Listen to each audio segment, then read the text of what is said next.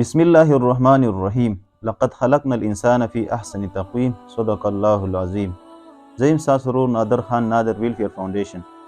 دا یو طالب العلم و او هغې ته د علم د کتابونو ډېر سخت ضرورت و. هغوی موږ ته هغه پرچه راکړه او ماشاءالله ثم الحمدلله هغه کتابونه هغوی ته موږ ارینج کړه. کله چې دوی موږ ته دا پرچه راکړه نو دا ما په خپل سټیټس باندې ولګوله چې څوک داسې وي دغه خور سره دغه طالب العلم سره فی سبیل الله دغه بوکس دوی ته هدیه کړي. نو افټر 1 minutes لیټر موږ ته یو کس دا میسیج وکړ چې دا زما سایډ نه دغه څونه بوکس چې څونه هدیه دا زما سایډ نه تاسو ته نادر ویلفیر فاونډیشن ته هدیه شو، دا دې طالب العلم ته ورسوئ.